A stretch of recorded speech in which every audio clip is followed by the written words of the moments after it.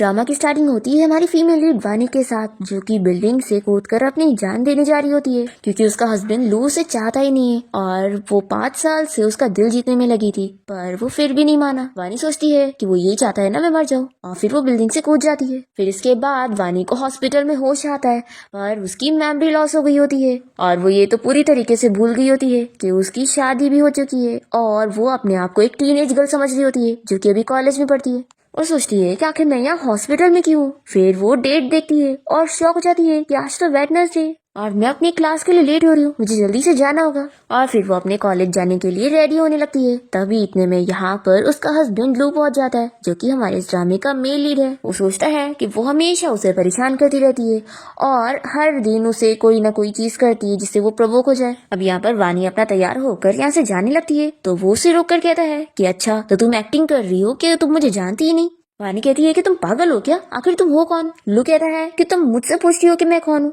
मैं तुम्हारा हस्बैंड हूँ। तो ये हंसने लग जाती है और कहती है कि क्या बकवास कर रहे हो, मैं अभी सिंगल हूँ और वैसे भी अगर मुझे कोई हस्बैंड ढूंढना भी होगा तो मैं तुम जैसे ओल्ड पर्सन को तो अपना हस्बैंड नहीं बनाऊंगी। ये सुनकर लू तो शॉक हो जाता है और वानी उससे अपना हाथ छुड़ाने की कोशिश करती है पर वो छोड़ ही नहीं रहा होता है। तो ये उसके मुंह पे एक पंच मारती है तो वो गुस्सा हो जाता है कि तुम मुझे कैसे मार सकती हो। फिर वो उसे प्रूफ देता है कि उन दोनों की शादी 5 साल पहले हुई थी। तो ये जानने के बाद वानी उसकी चोट पर मेडिसिन लगाने लग जाती है और सोचती है कि यानी मेरी 5 साल की मेमोरी लॉस हो गई और मैं यही भूल गई कि मेरी शादी हो चुकी है और यानी अब मैं 20 साल की नहीं बल्कि 25 साल की हूँ और मेरी शादी शहर के रिचेस्ट मैन मिस्टर डू के साथ हुई है। लुई से कहने लगता है कि मैं जानता हूँ कि तुम ये सब एक्टिंग कर रही हो, सोचना भी मत कि मैं तुम्हारी बात पर बिलीव करूंगा कि सच में तुम्हारी मेमोरी लॉस हो गई। वानी को इसकी बात सुनकर बहुत ही गुस्सा आती है और सोचती है कि कितना बेकार इंसान है, आखिर ऐसे कैसे मैं 5 साल पहले इस जैसे बंदे के साथ शादी कर सकती हूँ। ऐसा सोचकर वो गुस्से में लू की आंख पर दबाने लग जाती है तो वो दर्द से चिल्लाता है और कहता है कि तुम अपने हस्बैंड को मारना चाहती हो। सच में मुझे यकीन नहीं आ रहा कि मैंने तुम जैसे लड़की से शादी कैसे किया। वानी कहती है कि कितना बड़ा कोइंसिडेंस है, मैं भी यही सोचती हूँ कि आखिर मैंने तुम जैसे बंदे से शादी कैसे की।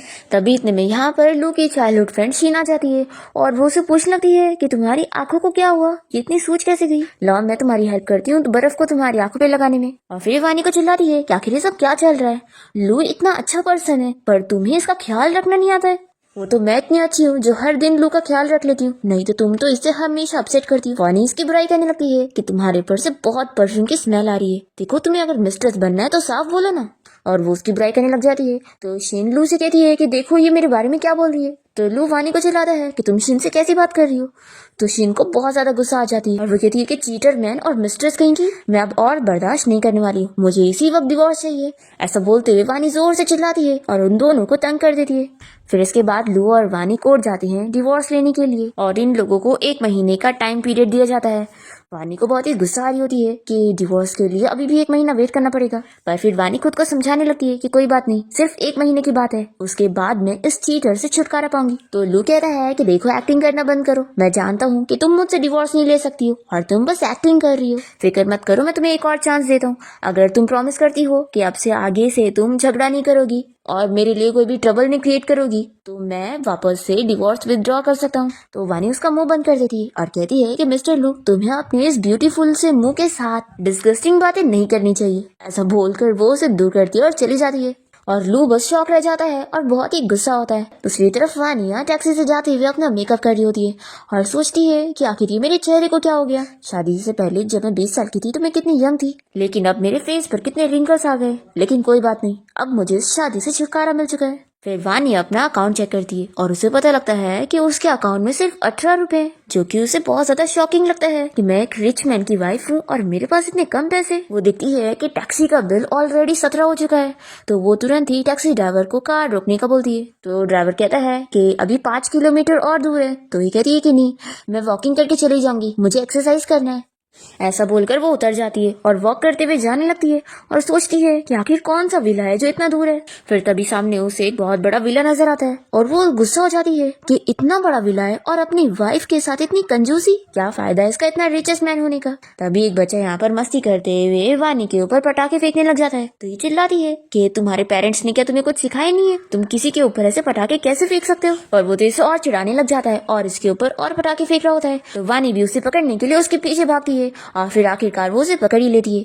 और कहती है कि आज तो मैं तुम्हें सबक सिखा के रहूंगी और तुम्हें एक अच्छा इंसान बनाऊंगी। तो शाओ चिल्लाने लगता है कि छोड़ो मुझे, मैं चाहता भी नहीं हूँ कि आप जैसी लेडी मेरी मम्मी रहे। तो वानी शॉक हो जाती है और पूछती है कि क्या तुम मेरे बेटे हो। फिर इसके बाद वो यहाँ पर आकर सोचती है मेरा और लू का एक बेटा भी है, ऊपर से ये तो इतना बड़ा डेविल है और दोनों के दोनों ही मुझे किस तरीके से ट्रीट कर रहे हैं, आखिर मैं इनके साथ कैसे रहती थी। तभी शाओ सोच लगता है कि आज ये वुमेन बहुत ही अजीब बिहेव कर रही है। पहले जब इन्हें मैं बुली किया करता था तो ये रोने लगती थी, पर आज तो ये बहुत ही गुस्से में। फिर शाओ वानी से कहता है कि आप बिल्कुल अच्छी नहीं है, मैं अपने डैड से कह दूंगा कि वो आपको डिवोर्स दे दे। तो वानी कहती है कि वो क्या मुझे छोड़ेगा, मैं खुद उससे डिवोर्स लेने वाली हूँ और अब बस तुम 1 महीना वेट करो, उसके बाद हम दोनों का डिवोर्स हो जाएगा और फिर तुम मेरे पीछे मत आना। तब यहाँ पर शीन आ जाती है और वानी को चिल्लाने लगती है कि आखिर तुम एक बच्चे से इतने गुस्से में कैसे बात कर सकती हो, माना कि इसने गलती की है लेकिन ऐसे गुस्सा तो मत करो। और फिर शाओ से पूछ लगती है कि क्या तुम्हें अम्यूजमेंट पार्क घूमने चलना है, मैं तुम्हें लेके चलूंगी। तो शाओ इसकी तारीफ करने लगता है कि शीन आंटी आपकी इतनी ज्यादा अच्छी है और इतनी केयरिंग भी है और इतनी फेमस भी, आप ही मेरे डैड के लायक हो और आप इनकी तरह बिल्कुल नहीं हो जिन्हें बस घर का ही काम करना आता है। मेरी तो इस साल की यही बर्थडे विश रहेगी कि आप मेरी मम्मी बन जाओ। तो ये कहती है कि देखना तुम्हारी विश जरूर पूरी होगी। वानी कहती है कि अच्छी बात है, मैं तो तुम दोनों माँ बेटे को गुड लक विश करना चाहती हूँ। ऐसा बोलकर वानी यहाँ से चली जाती है। तो शिन सोचती है कि आखिर ये वानी क्या कर रही है, लेकिन ये चाहे कुछ भी कर ले, इसका हस्बैंड और बेटा तो सिर्फ मेरे होंगे। फिर इसके बाद हम देखते हैं कि वानी यहाँ बाथटब में नहाते हुए गाने गा रही होती है और तभी अचानक से लू बाथरूम में आ जाता है और वानी उसे देखकर जोर से चिल्लाने लगती है और कहती है कि परवर्ट कहेंगे यहाँ से निकलो। तो वो कहता है कि तुम मुझे परवर्ट कह रही हो। वानी कहती है कि अगर ऐसी बात नहीं है तो क्या तुम मुझे देखना चाहते हो, ठीक है फिर देख लो। तभी वो जल्दी से दूसरी तरफ फेस कर लेता है और वानी टॉवेल पहन लेती है और जैसे ही वो बाथटब से बाहर आने लगती है तभी उसका पैर स्लिप हो जाता है और तभी लू से गिरने से बचाता है और दोनों एक दूसरे को देखते रह जाते हैं और फिर जल्दी से दूर हो जाते हैं। और वानी जल्दी से अपने हाथ साफ करने लग जाती है कि छी मैंने कौन सी गंदी चीज टच कर ली। लू कहता है कि वानी सोचना भी मत कि ये सारी चीजें करके तुम मेरा अटेंशन पालोगी। सच में पहले तुमने मेमोरी लॉस होने की एक्टिंग करी और फिर उसके बाद डिवोर्स की एक्टिंग करी और अब ये सारी चीजें कर रही हो। तुम्हारी चालाकियां तो रोज रोज बढ़ती जा रही हैं। तो वानी कहती है कि अंकल तुम्हें अपने ऊपर कुछ ज्यादा ही कॉन्फिडेंट नहीं है, और देखो अब वैसे बहुत रात हो चुकी है तो मुझे सोने के लिए जाना है, इसलिए निकलो यहाँ से। तो लू कहता है कि ये मेरा घर है तो मैं क्यों निकलूंगा, तुम जाओगी यहाँ से। वानी करी है कि अभी हमारा डिवोर्स हुआ नहीं है इसलिए इस घर पे आधा मेरा भी हिस्सा है, तो अब इसी वक्त इस रूम से बाहर निकलो। ऐसा बोलकर वो उसे बाहर कर देती है और दरवाजा भी बंद कर लेती है। फिर इसके बाद लू बाहर आ जाता है और यहाँ पर उसके फ्रेंड उसे कह रहे होते हैं कि वो इतना अपसेट क्यों है, क्या सिस्टर इन लॉ से गुस्सा है। तभी इतने में शेन लू को कहने लगती है कि तुम ड्रिंक करना बंद करो, चलो मैं तुम्हारे लिए गाना गाती हूँ, पर वो उसे दूर कर देता है। लू के फ्रेंड समझ जाते हैं कि वो सिर्फ वानी के बारे में सोच रहा है। फिर लू का फ्रेंड वानी को कॉल करता है और उसे कहता है कि सिस्टर इन लॉ लू बहुत ही ड्रंक हो गया है तो तुम बाहर आकर उसे पिक करके लेके जाओ। तो वानी कहती है कि आखिर इसका मेरे से क्या लेना देना है, अगर वो मर भी गया तो तुम लोग उसकी बॉडी कलेक्ट कर लेना, मैं नहीं लेने जाऊंगी। ऐसा बोलकर वो कॉल कट कर देती है। फिर लू अपसेट हो जाता है और फिर वो काफी ड्रंक होने के बाद घर वापस आता है और वानी को आवाज देकर अपने स्लीपर्स लाने के लिए बोल रहा होता है, पर वो यहाँ पर आती नहीं है। तो ये याद करने लगता है कि इससे पहले जब भी वो ड्रंक होकर घर आया करता था तो वानी उसकी कितनी केयर कर रही थी, पर उस वक्त वो उसे दूर कर रहा था कि उसे उसकी कोई केयर नहीं थी। अब यहाँ पर ये सोचता है कि वो कहाँ पर चली गई। फिर ये अपने रूम में आ जाता है पर इसे बिल्कुल नींद नहीं आ रही होती है। तो ये सोचता है कि क्या मैं पागल हो गया हूँ, आखिर मैं उसके बारे में इतना क्यों सोच रहा हूँ। फिर ये वानी के रूम में जाता है उसे देखने के लिए और इसे पता लगता है कि वानी तो बहुत मजे में सो रही है, तो ये गुस्सा होकर चला जाता है। नेक्स्ट मॉर्निंग वानी अपना ब्रेकफास्ट कर रही होती है। तभी इतने में शाह यहाँ पर आकर कहने लगता है कि मुझे ब्रेकफास्ट चाहिए। तो वानी कहती है कि क्या तुम मुझसे कह रहे हो, अगर ब्रेकफास्ट करना है तो जाओ खुद बना लो। ऐसा बोलकर वानी उसे मजे में खा के दिखा रही होती है। तभी इतने में यहाँ पर लू आ जाता है तो शाओ बताने लगता है कि डैडी देख लो ये मुझे ब्रेकफास्ट नहीं दे रही। लू वानी को चिल्लाता है कि शाओ कितना छोटा है, क्या तुम उसके लिए ब्रेकफास्ट नहीं बना सकती हो। तो वानी कहती है कि कल इसने खुद ही बोला था कि ये शीन आंटी को अपनी मॉम बनाना चाहता है, और फिर ये शाओ से कह देती है कि तुम्हें ब्रेकफास्ट करना है ना तो शीन आंटी के पास जाओ। ऐसा बोलकर वो मजे में चली जाती है और फिर इसके बाद वो अपना लगेज लेकर लू के घर से बाहर निकलती है और बहुत ही ज्यादा खुश होती है कि अब मैं अपनी न्यू लाइफ स्टार्ट करने वाली हूँ और दोबारा मैं यहाँ कभी नहीं आऊंगी। फिर वानी अपनी फ्रेंड लूसी के घर पहुंचती है और दोनों ही एक दूसरे से मिलकर बहुत ज्यादा खुश होते हैं। और लूसी से कहती है कि कल रात जब तुमने मुझे मैसेज करके बताई कि तुम लू से डिवोर्स ले रही हो तो मुझे यकीन नहीं हुआ, क्योंकि लू से शादी करने के बाद तुमने हम सभी फ्रेंड्स के साथ रिलेशन तोड़ चुकी थी और मुझे तो लगा था कि तुम हमेशा उस लू के साथ रहने वाली हो, उसकी स्लेव बनकर। तो ये सब जानकर वानी सोचती है कि आखिर मैं पहले कैसे टाइप की थी। फिर वो अपनी फ्रेंड से कहती है कि तुम फिक्र मत करो, अब से मैं ब्लाइंड नहीं बनने वाली हूँ और अब बस 1 महीने का इंतजार है, फिर लू और मेरा डिवोर्स हो जाएगा। तो इसकी फ्रेंड कहती है कि ये तो कितनी अच्छी बात है, फिर तो हमें आज रात सेलिब्रेट करना चाहिए। और फिर दोनों ही बाहर जाने की प्लानिंग कर लेते हैं कि ड्रंक हुए बिना ये लोग आज घर नहीं आने वाले। फिर दूसरी तरफ लू यहाँ कंपनी में होता है और इसे पता लगता है कि उसे शाओ को पिक करने के लिए स्कूल जाना पड़ेगा, क्योंकि वानी उसे लेने के लिए गई नहीं। फिर ये उसे कॉल करने लगता है पर वो इसका कॉल उठाती ही नहीं है। फिर इसके बाद लू शाओ को लेकर घर पहुंचता है और दोनों को ही भूख लग रही होती है। तो लू कहता है कि कोई बात नहीं, हमें खाने के लिए किसी और की जरूरत नहीं है, मैं आज तुम्हारे लिए खुद कुकिंग करूंगा। फिर बहुत मुश्किलों से वो खाना बनाता है और दोनों खाना खा के बैठे हैं। और तभी इतने में लू को कॉल आती है और उसका असिस्टेंट बताता है कि वानी बाहर गई हुई है। ये सुनकर ये शॉक हो जाता है। दूसरी तरफ बार में वानी सिंगिंग करते बहुत एंजॉय कर रही होती है और काफी ड्रिंक भी कर लेती है और फिर वो अपनी फ्रेंड के साथ मिलके डांस करने लगती है। तभी एक लड़का यहाँ पर डांस करते हुए वानी को टच करने जा रहा होता है और तभी इसी टाइम पर लू यहाँ बार में आ जाता है और वो देख लेता है कि वो लड़का कैसे वानी को टच करने जा रहा है। तो ये जल्दी से जाकर उसे पंच मारता है और उस बंदे को यहाँ से भगा देता है। और फिर वो वानी को चिल्लाता है कि तुम आखिर यहाँ पर क्या कर रही हो, चलो मेरे साथ अब भी यहाँ से। तो वानी से अपना हाथ छुड़ाती है और कहती है कि मैं यहाँ से नहीं जाने वाली। तो लुई से याद दिलाता है कि तुम अभी भी मैरिड हो। वानी कहती है कि मैं तुमसे जल्द से जल्द डिवोर्स ले लूंगी और वैसे भी कोई भी मुझे टच करे आखिर तुम्हें इससे क्या है। लू भी कह देता है कि अभी हमारा डिवोर्स नहीं हुआ है तो तुम अभी भी मेरी वाइफ हो। और फिर लू वानी को जबरदस्ती उठा के घर लेके जाता है। तो वो इसे चिल्लाती है कि क्या तुम पागल हो गए हो, देखो मैं किसी भी मैन के साथ हूँ, तुम्हें इससे क्या फर्क पड़ता है। लू कहता है कि तुमने ये सारी चीजें मेरा अटेंशन पाने के लिए करी हो ना। ऐसा बोलकर वो उसे किस करने लग जाता है। वानी पहले तो उसे रोकती है पर फिर वो भी उसे किस करने लगती है और दोनों ही नाइट स्पेंड कर लेते हैं। फिर नेक्स्ट मॉर्निंग जब वानी की नींद खुलती है तो वो बहुत ज्यादा गुस्सा हो रही होती है कि आखिर मैं लू के साथ नाइट स्पेंड कैसे कर सकती हूँ। तभी इतने में लू यहाँ पर आ जाता है और वानी से कहने लगता है कि तुम तो बहुत खुश होंगी ना कि कल रात वही हुआ जो तुम चाहती थी। तो वानी उसे कह देती है कि बिल्कुल नहीं, अब मैं तुम में इंटरेस्टेड नहीं हूँ। फिर हम देखते हैं कि वानी वापस से कल रात के बारे में सोचने लग जाती है और अपने आप को समझाती है कि मैं ये सब क्या सोच रही हूँ। वानी सोचती है कि अभी के लिए मुझे अपने आप को सपोर्ट करने के लिए, फिर वानी सोचती है कि अभी मुझे खुद का खर्चा निकालने के लिए एक जॉब ढूंढना होगा। तभी वानी यहाँ एक कंपटीशन के बारे में पढ़ती है जिसको जीतने पर उसे 1 मिलियन मिलेंगे। ये तो बहुत ज्यादा खुश हो जाती है और अपनी फ्रेंड को इस बारे में बताने लगती है कैसे तो वो अपना ड्रीम भी पूरा कर लेगी। उसकी फ्रेंड कहती है कि ये आइडिया तो अच्छा है लेकिन ये लू ग्रुप कंपनी की तरफ से कंपटीशन है, तो अगर तुम वहां पर जाओगी तो तुम्हें वहां पर लू और उसकी मिस्ट्रेस भी देखने को मिल सकती है। वानी कहती है कि मुझे कोई फर्क नहीं पड़ता, मुझे बस अभी अपने पैसों से मतलब है, तो चाहे अब जो हो जाए कोई भी चीज मुझे पैसे कमाने से नहीं रोक सकती है। फिर इसके बाद वानी अपनी फ्रेंड के साथ लू की कंपनी में जाती है इंटरव्यू के लिए और तभी यहाँ पर अनाउंस होता है कि लू आ रहा है। तो ये जल्दी से छुपने लगती है और जब लू जाता है तो वो ऊपर बैठती है। फिर वानी का नंबर आ जाता है और वो अपना इंटरव्यू के लिए जाती है और देखती है कि उन इंटरव्यूअर में से एक ईशेन होती है और वो इसे देखते के साथ ही पूछती है कि तुम आखिर यहाँ पर क्या कर रही हो। वानी को गुस्सा आती है और ये सोचती है कि पहले मैंने उस चीटर हस्बैंड से पीछे छुड़ाई पर फिर भी ये मिस्ट्रेस कहाँ पे मिल गई। फिर शेन वानी का मजाक उड़ाने लग जाती है कि आखिर तुमने इस कंपटीशन में पार्टिसिपेट कैसे करी, तुम तो एक हाउसवाइफ हो ना, तुम्हें घर के काम के अलावा क्या सिंगिंग भी आती है। तो वानी कहती है कि ऐसा कोई रूल नहीं था कि हाउसवाइफ इस कंपटीशन के लिए पार्टिसिपेट नहीं कर सकती। तभी शीन इसका इंटरव्यू पेपर फाड़ देती है और कहती है कि अपने आप को एम्बेरस करना बंद करो और चली जाओ यहाँ से, क्योंकि मैं तुम्हें रिजेक्ट कर रही हूँ, तुम इस कंपटीशन में पार्ट नहीं ले सकती। तो वानी की फ्रेंड को बहुत ही गुस्सा आती है और वो यहाँ पर आकर शीन को चिल्लाने लगती है। तो वानी कहती है कि तुम रहने दो, मैं इससे अपना बदला खुद लेती हूँ। और फिर वानी माइक में शीन की बहुत सारी बुराई करती है और उसकी सारी लुक्स की कमी निकाल देती है। फिर शीन बहुत ही गुस्से में सिक्योरिटी गार्ड को बुलाकर वानी को यहाँ से निकलवा देती है। दूसरी तरफ लू अपने ऑफिस में होता है और तभी यहाँ पर उसका असिस्टेंट आकर बताता है कि बॉस आपकी वाइफ कंपनी आई हुई है सिंगिंग कंपटीशन में पार्ट लेने के लिए। तो ये जानकर लू भी शॉक होता है कि क्या उसे सिंगिंग आती है। फिर इसके बाद लू यहाँ से जा रहा होता है। दूसरी तरफ वानी सिक्योरिटी गार्ड से अपना हाथ छुड़ाकर जल्दी से सभी इंटरव्यूज के पास जाकर माइक में कहने लगती है कि आप लोग को पता है मैं भी एक ऑर्डिनरी कंटेस्टेंट थी पर मैं एक हाउसवाइफ हूँ, इसलिए ये कंपनी मुझे कंपटीशन में पार्टिसिपेट करने ही नहीं दे रहे। तो आप सभी को मेरा साथ देना चाहिए कि ये कंपनी हम हाउसवाइफ के कितने खिलाफ है। तभी वानी की आवाज सुनते हुए लू भागते हुए यहाँ पर आता है और वानी से पूछता है कि तुम ये क्या कर रही हो। तो वानी पूछ लगती है कि मिस्टर लू अब आप खुद ही जवाब दो कि क्या आपकी कंपनी हम हाउसवाइफ से बहुत नफरत करती है जो वो हमें सिंगिंग कंपटीशन से पार्ट लेने के लिए डायरेक्टली रिजेक्ट कर रही है। तो ये सोचता है कि लगता है ये अब हाउसवाइफ बनने से डिससेटिस्फाइड हो चुकी है क्योंकि लोग इसे कम समझ रहे हैं। लू वानी से कहता है कि तुम नीचे आ जाओ। तो वो कहती है कि नहीं, पहले आप मेरा जवाब दो।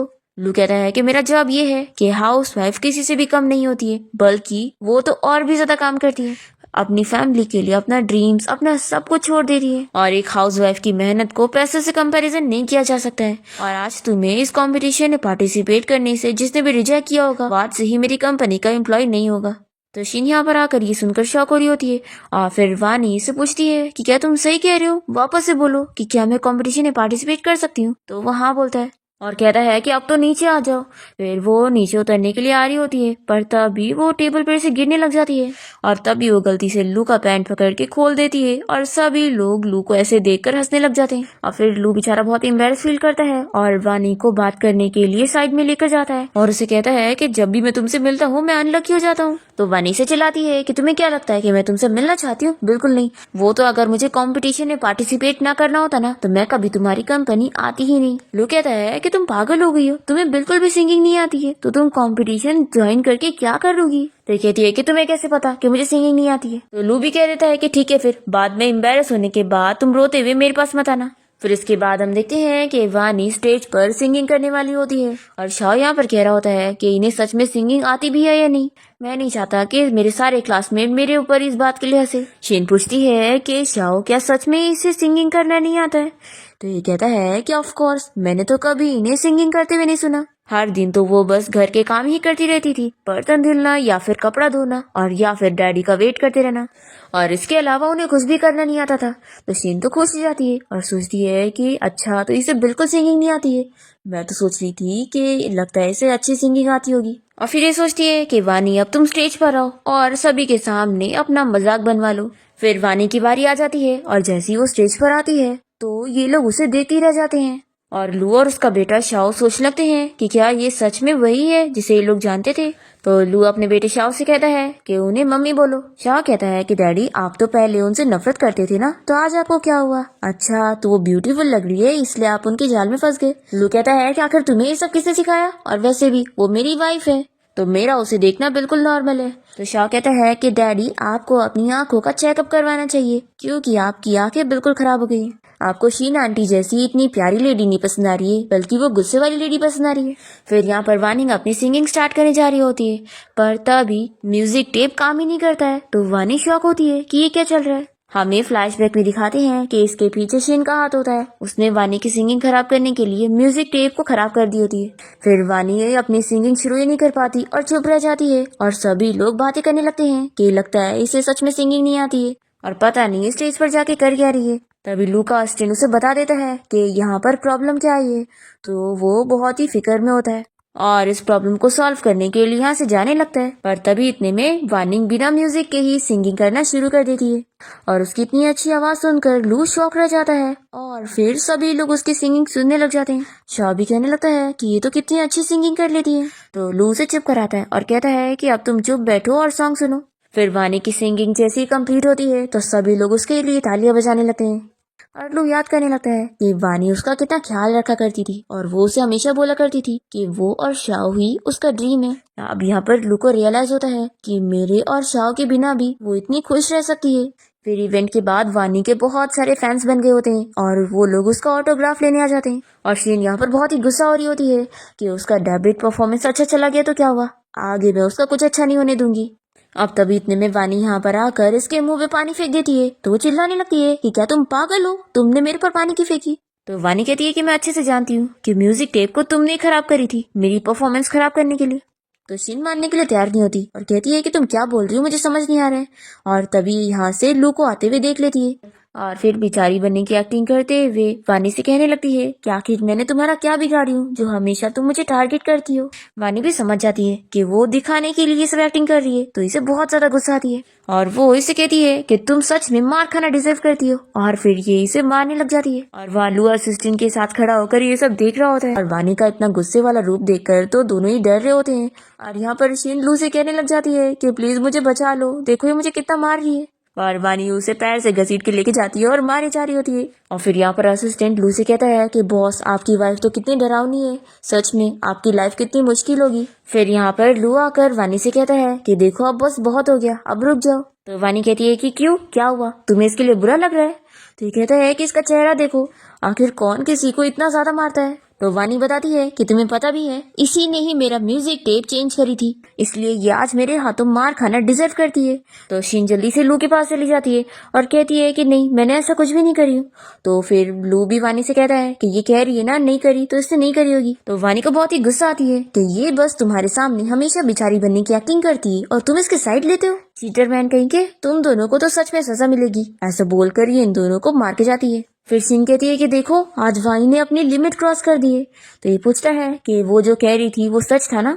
तो शिन कहती है कि आखिर तुम मेरे ऊपर शक कैसे कर सकते हो, आज तक तुमने मुझसे कभी ऐसे बात नहीं करे। देखो मैं जानती हूँ तुम वानी को लाइक नहीं करते ना, और फिर भी उसके साथ शादी में बंधे हुए हो, तो क्यों ना उसे डिवोर्स देकर तुम मुझसे शादी कर लो। लुइस से अपना हाथ छुड़ाता है और कहता है कि मैं तुम्हारे लिए बहुत ही थैंकफुल हूँ कि 5 साल पहले तुमने कार एक्सीडेंट में मेरी जान बचाई थी, और मैं तुमसे ये चीज क्लियर कर दूं कि मैं तुम्हें लाइक नहीं करता हूँ। फिर दूसरी तरफ हम देखते हैं कि वानी को डॉक्टर की कॉल आती है और वो उसे बताता है कि 5 साल पहले उसके पैर में स्टील की प्लेट लगी थी और अब 5 साल पूरे हो गए हैं, तो आज उसको निकालने का दिन है। वानी को इस बारे में कुछ याद ही नहीं होता है, तो डॉक्टर उसे बताता है कि 5 साल पहले उसने किसी मैन की कार एक्सीडेंट में जान बचाई थी और तभी उसके पैर में बहुत ज्यादा चोट लग गई थी, तो स्टील की प्लेट लगानी पड़ गई। फिर वानी घर आने के बाद इस बारे में सोचती है कि अब मुझे समझ आया कि मेरे पैर में ये निशान क्यों है।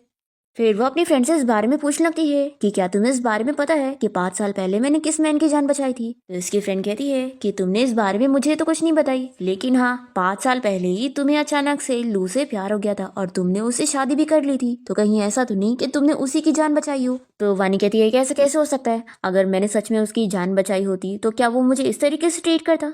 तो इसकी फ्रेंड लूसी कहती है कि तुम सही कह रही हो, उसे तो तुम्हें फेवर करना चाहिए था। वानी कहती है कि रहने दो, मुझे इसकी जरूरत नहीं है, मैं तो जल्द से जल्द उसे डिवोर्स लेना चाहती हूँ। फिर नेक्स्ट सीन में हम देखते हैं कि लू के पास उसका असिस्टेंट आता है और इस बारे में बताता है कि उस दिन म्यूजिक टेप को सच में शिन ने खराब करवाई थी और यानी कि उसने वानी को मिसअंडरस्टूड कर लिया। लू ये जानने के बाद तुरंत ही वानी से मिलने के लिए उसके ड्रेसिंग रूम में जाता है और उसे सॉरी कहने लगता है कि उस दिन मैंने तुम्हें गलत समझा था। तो वो कहती है कि तुम मुझसे माफी मांग रहे हो, इतने बड़े कंपनी के सीईओ होकर एक छोटी मुसी हाउसवाइफ से।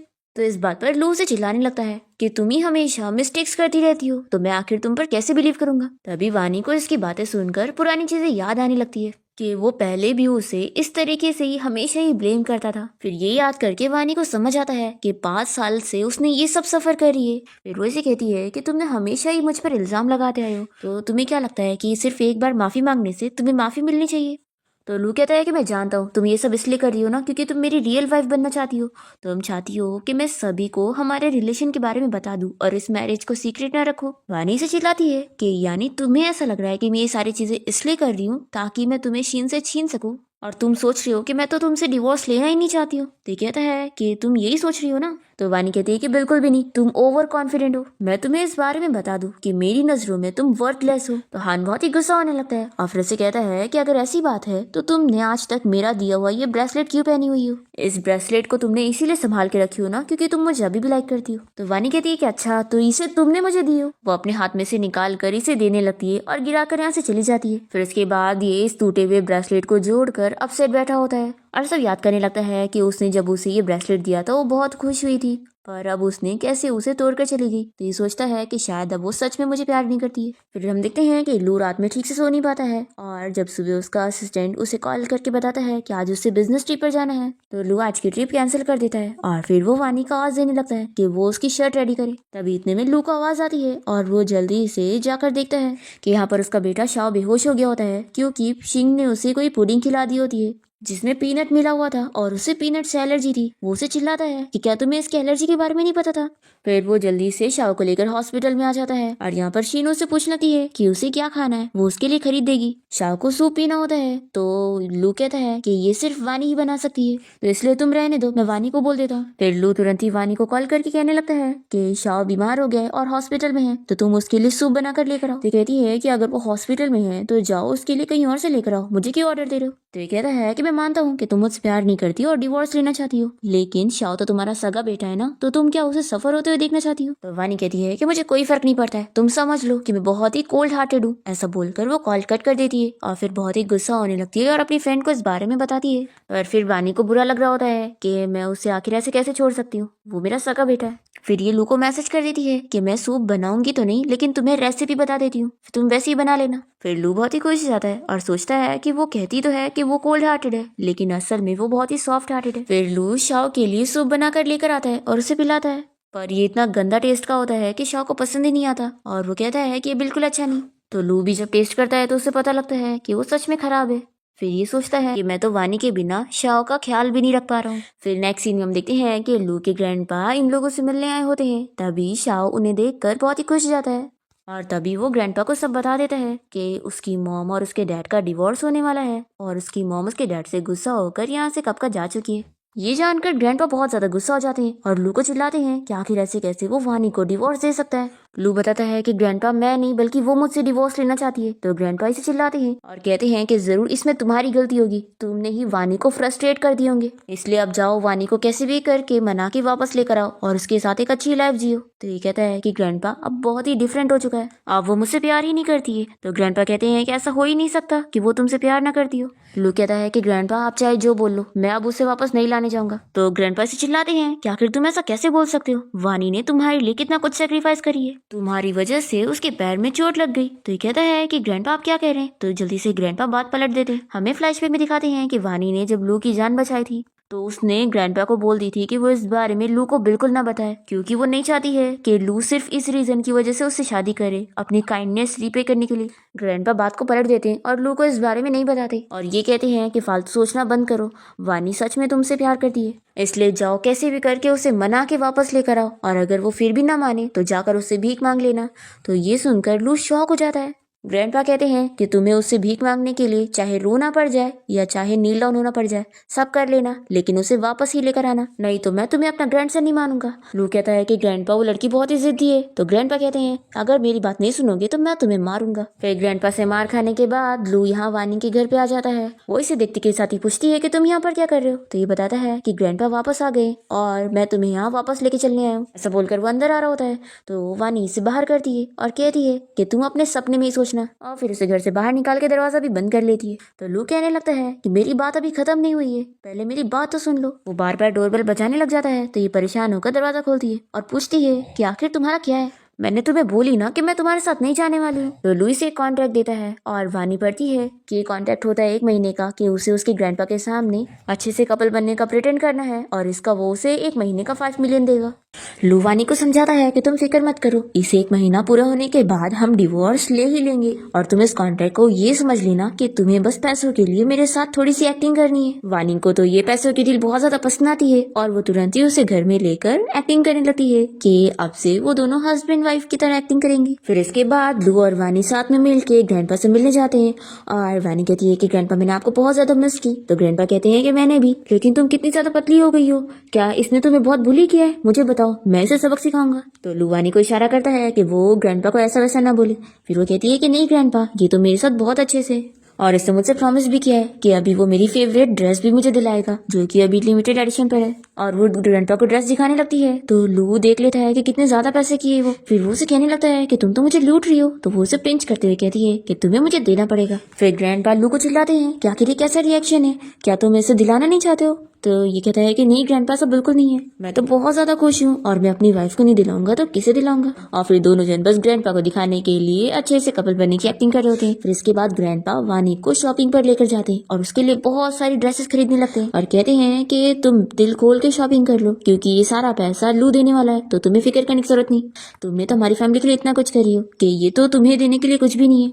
अब तभी इतने में वानी को शाओ की टीचर का कॉल आता है और वो बताती है कि शाओ ने स्कूल में फाइट किया है। तो वो तुरंत स्कूल पहुंची। फिर ये स्कूल आकर पूछती है कि आखिर क्या हुआ है। तो वो दूसरे बच्चे की मॉम बताती है कि तुम्हारे बच्चे ने मेरे बेटे को मारा है। फिर वानी अपने बेटे शाओ से पूछने लगती है कि बताओ मुझे कि आखिर तुमने उस बच्चे को क्यों मारा। तो शाओ बता ही नहीं रहा होता है। तभी वो दूसरा लड़का शाओ की मजाक उड़ाने लग जाता है कि सच में तुम्हारी मम्मी किसी काम की नहीं, वो तुम्हारे डैड के पैसों पर डिपेंड है। वानी जब ये सुनती है तो उसे समझ आता है कि शाओ से उसकी बुराई सुनी नहीं गई, इसीलिए उसने उस बच्चे को मारा।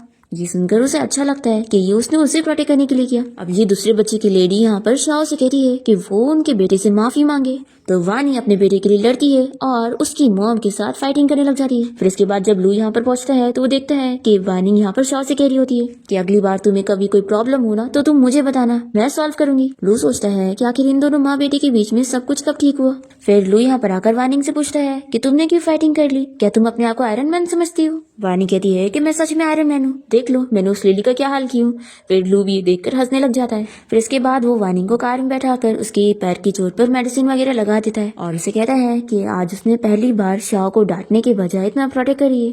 तो पूछती है कि क्या मैंने पहले शाओ को कभी प्रोटेक्ट नहीं करी। कहता है कि हाँ, अगर अभी भी तुम पहले वाली होती तो तुम आज उसे प्रोटेक्ट करने के बजाय उसे खूब डांटती और उल्टा उस दूसरे बच्चे की मॉम से उसे माफी भी मंगवाती। वानिंग को ये सुनकर गुस्सा आती है कि आखिर मैं ऐसा कैसे कर सकती थी, एक मॉम को हमेशा अपने बच्चे को प्रोटेक्ट करना चाहिए। फिर लू वानिंग से कहने लगता है कि तुम अब पहले से काफी बदल चुकी हो। तो कहती है कि मेरे अंदर क्या बदला है। तो कहता है कि तुम अब बहुत गुस्से वाली हो गई हो और मन में सोचता है कि साथ ही बहुत ही क्यूट भी। अब तभी यहाँ पर लू वानिंग के पैर की चोट का निशान देख लेता है और पूछता है कि ये चोट तुम्हें कब आई। तो कहती है कि ये चोट मुझे 5 साल पहले आई थी। तो लू याद करने लग जाता है कि 5 साल पहले तो आज ही के दिन उसका कार एक्सीडेंट हुआ था और हमें फ्लैशबैक में दिखाते हैं कि लू की जान बचाने वाली कोई और नहीं बल्कि वानी होती है और तभी लू को बचाते हुए उसके पैर में चोट लग जाती है। पर फिर जब लू को होश आता है तो यहाँ पर वानी नहीं बल्कि शीन होती है और वो बताती है कि उसी ने ही कार एक्सीडेंट में उसकी जान बचाई। तो लू उसे थैंक्स करने लग जाता है और फिर फ्लैशबैक यहाँ पर खत्म होता है और लू सोचता है कि मेरी जान तो शीन ने बचाई थी तो वानिंग वो थोड़ी ना हो सकती है। फिर लू उससे इस चोट के बारे में और पूछने लग जाता है और वानिंग बताने भी जा रही होती है। पर इतने में शाओ कहने लगता है कि डैडी मुझे बहुत भूख लग रही है। वानिंग कहती है कि ठीक है फिर तुम इसे डिनर के लिए लेकर जाओ और मैं जाती हूँ। लू कहता है कि तुम कहाँ जा रही हो, तुम भी साथ चलो। तो कहती है कि नहीं, मैं तुम्हारे साथ नहीं डिनर कर पाऊंगी, नहीं तो मुझे खाना डाइजेस्ट नहीं होगा। फिर ऐसे ही कुछ दिन बीत जाते हैं और हम देखते हैं कि वानिंग अब बहुत ज्यादा फेमस हो गई होती है और वो जैसे ही लू की कंपनी के बाहर पहुंचती है तो बहुत सारे रिपोर्टर उसे सवाल करने आए होते हैं और उसका फोटोज ले रहे होते हैं। तभी शीन भी यहाँ कंपनी आई होती है और वो इससे बहुत जेलस होने लगती है कि वो इतने टाइम से कंपनी में काम कर रही है पर वानिंग तो अभी आई और इतनी जल्दी फेमस हो गई। फिर वानी यहाँ लू के ऑफिस में आ जाती है और उसे पूछती है कि तुमने मुझे यहाँ पर किस लिए बुलाया।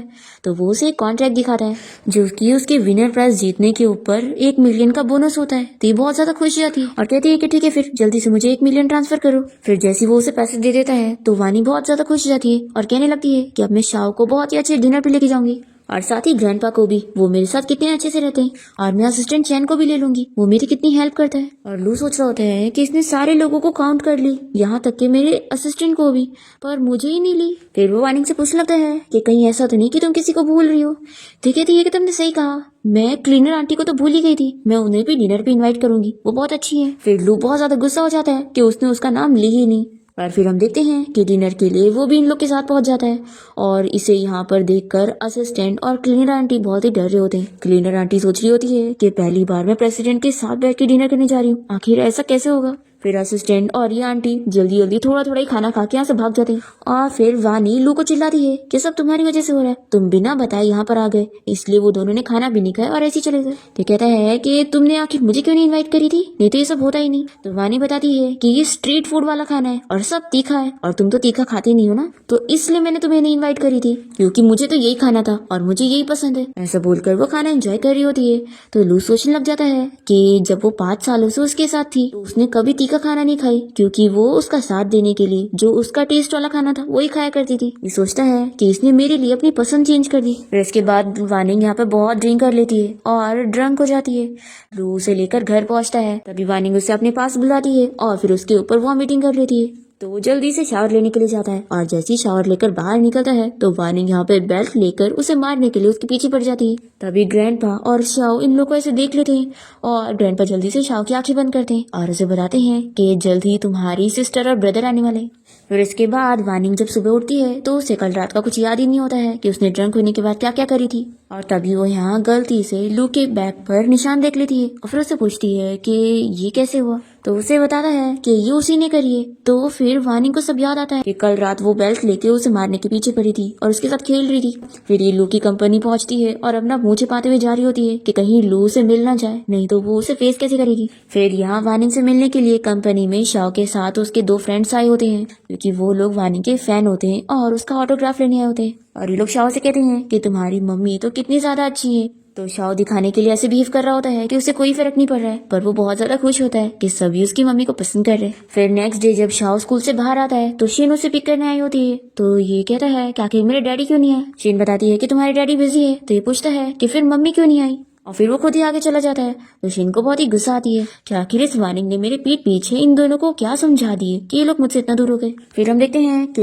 एक फेमस डायरेक्टर लू और वानिंग के साथ बाहर डिनर पे जाता है इन लोग के साथ आने वाली मूवी के लिए कॉन्ट्रैक्ट साइन करने के लिए। शीन वानिंग से बहुत ज्यादा जेलस होती है और वो इस कॉन्ट्रैक्ट को खराब करने के लिए उस फिल्म डायरेक्टर को गुस्सा दिलाने की कोशिश करती है और जानबूझ के ऐसी डिशेस ऑर्डर कर देती है जो उसे बिल्कुल पसंद नहीं है। यहाँ पर वो डायरेक्टर बहुत ही ज्यादा गुस्सा हो जाता है, पर तभी वानिंग बात को संभाल लेती है और बहुत ही अच्छे और फनी वे में डायरेक्टर को अपनी बातों में ले लेती है। और वो तो वानिंग से बहुत ज्यादा खुश होता है और अपनी नेक्स्ट मूवी में उसे सॉन्ग दे देता है गाने के लिए। फिर तो वो और भी ज्यादा खुश हो जाती है और कॉन्ट्रैक्ट भी साइन हो जाता है। लू को इस बारे में पता चल जाता है कि शीन ने ये सब करने की कोशिश की थी, तो वो उसे चिल्लाता है। तो वानिंग जब ये सुनती है तो उससे गुस्सा आती है और ये कहती है कि इसे तो मैं बताऊंगी, और वो उसे मारने के लिए जाती है। तो लू उसे रोकता है और कहता है कि तुम रुको, मैं कुछ करता हूँ। तो कहती है कि तुम्हें अच्छे से इंसाफ करना चाहिए। फिर लू शीन को ऑर्डर दे देता है कि तुमने जो गलती करी हो उसके लिए तुम्हें 1 महीने तक काम पे आने की जरूरत नहीं है, तुम घर पे आराम करो और अपनी सजा भुगतो। तो कहती है कि अगर मेरा 1 महीने तक काम रुक जाएगा तो मेरा करियर खराब हो जाएगा। लू कहता है कि बोलना बंद करो, ये मेरा डिसीजन है, तो अब जाओ यहाँ से। फिर वानिंग बहुत ज्यादा खुश हो जाती है कि लू ने पहली बार शीन को कोई सजा दी है और उसे चिल्लाया है। फिर नेक्स्ट हम देखते हैं कि वानिंग अपनी कोई बिजनेस ट्रिप पर गई होती है, उसका कोई कैंपिंग एरिया में शूट करने जाना होता है और तभी यहाँ पर शीन वानिंग से बदला लेने पहुंच जाती है और वो खतरे का बोर्ड हटा देती है जहाँ पर किसी को भी जाना नहीं था। और तभी वानिंग वहाँ पर सिग्नल ढूंढते हुए जाने लगती है और तभी उसका पैर फिसलता है और वो नीचे तक गिर जाती है। और फिर यहाँ पर कोई सिग्नल भी नहीं होता है और वो यहीं पर ही फंस जाती है और रात हो जाती है। तो वहाँ पर लू और शाओ परेशान होने लगते हैं कि इतना टाइम हो गया, आखिर वानिंग ने उससे कांटेक्ट क्यों नहीं करी। फिर ये दोनों उसकी इतनी फिक्र कर रहे होते हैं कि उसे ढूंढने के लिए यहाँ पर पहुंच जाते हैं। वानिंग यहाँ पे रो रही होती है कि काश उसकी कोई हेल्प करने के लिए आ जाए, और तभी ये दोनों पहुंच जाते हैं। और फिर वानिंग बहुत ज्यादा खुश हो जाती है और लू उसे उठा के लेके जाने लगता है और दोनों ही काफी सारी बातें कर रहे होते हैं। तो शाह कहता है कि आप दोनों भूल गए, आप लोग का एक बेटा भी है। फिर इसके बाद जब ये लोग रूम में पहुंचते हैं तो वानी यहाँ लू की चोट देख लेती है और फिर उसे मेडिसिन लगाने लग जाती है और दोनों यहाँ पर एक दूसरे को काफी देखते रह जाते हैं। फिर रात में दोनों ही एक दूसरे के बारे में सोचते हुए सो नहीं पा रहे होते हैं। फिर नेक्स्ट मॉर्निंग हम देखते हैं कि लू ब्रेकफास्ट बना रहा होता है और वानी उसे गाइड कर रही होती है कि उसे क्या क्या कैसे कुकिंग करना है। फिर ये लोग साथ में जब ब्रेकफास्ट करने के लिए बैठते हैं तभी ग्रैंडपा इन दोनों को साथ देकर बहुत ज्यादा खुश हो जाते हैं और इन लोगों से कहने लगते हैं कि मैं अब तुम लोग को डिस्टर्ब नहीं करूंगा, मैं बाहर जा रहा हूँ वॉक करने के लिए और अब बस मुझे उम्मीद है कि तुम दोनों मुझे एक प्यारी सी ग्रेट ग्रैंड डॉटर दे दो। अब तभी ग्रैंडपा की जाते ही कोई डोर बजाता है तो वानी कहती है कि लगता है ग्रैंडपा ही वापस आए होंगे कुछ चीज लेने के लिए। वो जैसी डोर खोलती है तो देखती है कि यहाँ पर उसका चाइल्डहुड फ्रेंड यू आया होता है जो कि अब्रॉड चला गया था। वानी उसे देखकर बहुत ज्यादा खुश होती है और जल्दी से हक कर लेती है। तभी इन दोनों को साथ देखकर लू सोचता है कि आखिर ये कौन है। वानी और लू मिलकर बहुत सारी बातें करने लगते हैं और लू चुपके से इन दोनों को दूर से देख रहा होता है और सोचता है कि आखिर इन दोनों इतना क्लोज कैसे। तभी शाह यहाँ पर आ जाता है और कहता है कि डैडी आप फिक्र मत करो, मैं चुप कर इन लोग की बातें सुनता हूँ और आपको बताता हूँ कि क्या चल रहा है। शाह सारी बातें सुनकर इसे बताता है कि डैडी इन दोनों की रिलेशनशिप कोई सिंपल नहीं है। फिर लू बहुत ज्यादा जेलस हो जाता है और कंपनी में आने के बाद अपना गुस्सा निकाल रहा होता है। तभी यहाँ पर वानी उसके लिए टिफिन लेकर पहुंचती है तो लू बहुत ज्यादा खुश हो जाता है कि चलो कम से कम इतनी तो अच्छा ही है। फिर वो उसका लाया हुआ टिफिन एंजॉय करने लगता है। तभी यहाँ पर शीन आ जाती है और उसे कोई प्रोजेक्ट मांग रही होती है। कहती है कि मैंने तुम्हारी जान बचाई थी ना, तो कम से कम ये वाला काम तो मुझे दे ही दो। तो वो मान जाता है और तभी वो कुछ चीज के लिए बाहर चला जाता है। तो शीन इस सूप को टेस्ट करने लगती है कि आखिर इसमें ऐसा क्या था जो इतने मजे से वो एंजॉय कर रहा था। तभी वानी यहाँ पर आकर इसे देख लेती है और पूछती है कि आखिर वो लू का खाना क्यों खा रही है। तो ये बताती है कि ये लू ने मुझे खुद दिया है। वानी को बहुत गुस्सा आती है कि आखिर वो अभी भी ये सब हरकतें कर रहा है। फिर हम देखते हैं कि वानी को उसका फ्रेंड यू बाहर लंच पे इन्वाइट कर लेता है तो वो चली जाती है और जब लू भी इन दोनों को साथ देख लेता है तो बहुत ज्यादा जेलस हो जाता है और उसे पकड़ के लेकर घर आ जाता है और समझाने लगता है कि आखिर वो ये क्या कर रही थी। तो वो भी क्लियर करती है कि उसके फ्रेंड के साथ उसका ऐसा कोई रिलेशन नहीं है। और फिर दोनों ही एक दूसरे से इतना गुस्सा होते हैं और नेक्स्ट डे दोनों शाओ को पिक करने के लिए स्कूल पहुंचते हैं। तो शाओ कहता है कि अचानक से आप दोनों ही मुझे लेने के लिए कैसे आ गए। तो वानी और लू दोनों ही कहने लगते हैं कि हम लोग अपना अपना आए और साथ में नहीं आए। असिस्टेंट पूछता है कि मुझे कार कहाँ लेके चलनी है। तो वानी लेफ्ट लेने के लिए कह रही होती है और लू कहता है कि राइट लो। फिर असिस्टेंट बेचारा कंफ्यूज हो जाता है कि उसे किसकी बात सुननी चाहिए। वानी कहती है कि मैं बॉस लेडी हूँ तो मेरी, और लू कहता है कि तुम्हें पेमेंट मैं देता हूँ तो मेरी। और असिस्टेंट सोचता है कि इन दोनों कपल के झगड़े में तो मैं फंस गया हूँ। फिर नेक्स्ट हम देखते हैं कि वानी का फ्रेंड यू उसे कंपनी के बाहर पिक करने आया होता है पर लू उसे देखकर मना करने लग जाता है कि मेरी वाइफ तुम्हारे साथ नहीं जाएगी।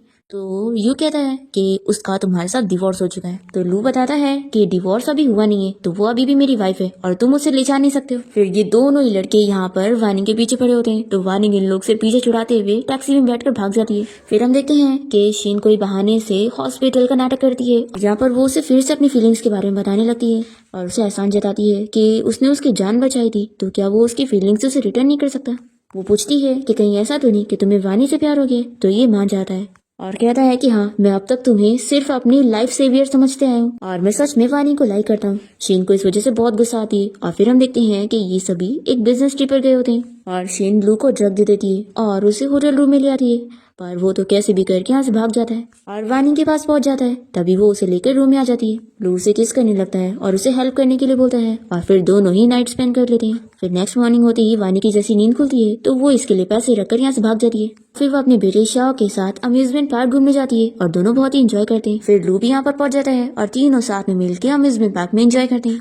फिर हम देखते हैं कि शीन वापस से लू को मनाने के लिए जाती है और वो उसे ड्रग देने के लिए उससे माफी मांगती है और ये कहती है कि लेकिन मैंने तुम्हारी जान बचाई थी और मुझे इतनी बड़ी चोट भी आ गई, तो तुम आखिर मेरे साथ ऐसा कैसे कर सकते हो। फिर शीन की सारी बातें सुनकर लू बहुत अपसेट हो जाता है और उसे समझ नहीं आता कि अब वो क्या करे। तभी इसे यहाँ पर वानी की रिपोर्ट मिल जाती है, जिससे इसे पता लग जाता है कि वानी के पैर में भी चोट है। वो डॉक्टर से जाकर मिलकर सारी चीजें पूछता है तो वो सब उसे बता देते हैं कि वानी ने 5 साल पहले किसी की जान बचाई थी और तभी उसे इतनी ज्यादा चोट लग गई और जिसकी उसने जान बचाई वो कोई और नहीं वही है। 5 साल पहले वही दोनों साथ में हॉस्पिटल आए थे और डॉक्टर ने उनका ट्रीटमेंट करे थे। अब लू ये जानने के बाद काफी शॉक होता है कि वो वानी को अब तक गलत समझते आ रहा था और शीन ने उसे झूठ बोली थी और इस बात का फायदा उठाई थी। यहाँ पर वो शीन को काफी चीजें सुनाता है और उसके साथ अपनी सारी रिलेशन कट कर लेता है। दूसरी तरफ वानी की फ्रेंड और शाओ बहुत ही खुश हो रहे होते हैं कि वानी अब प्रेग्नेंट है और शाओ को अब छोटा भाई या बहन मिलने वाली है।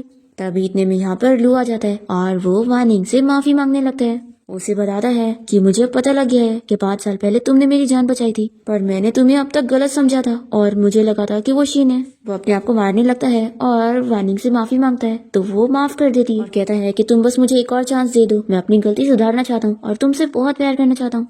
तभी वानी उसका मुंह बंद करने लगती है और कहती है कि अचानक से अपना लव मत कन्फेस करो, मैं अभी इसके लिए प्रिपेयर नहीं हूँ। ऐसा बोलकर वो भाग जाती है। फिर लू वानी को बनाने के लिए बहुत सारी चीजें करने लगता है और फिर फाइनली वानी को पुरानी सारी चीजें याद आ जाती है कि वो लू से कितना प्यार करती थी। फिर वो मान जाती है और फिर इन लोगों को वेडिंग सरप्राइज मिलता है और फिर फाइनली लू और शाओ की ग्रैंड वेडिंग हो जाती है और ये दोनों बहुत ज्यादा हैप्पी होते हैं और इसी के साथ ही इस ड्रामा की हैप्पी एंडिंग भी यहाँ पर हो जाती है।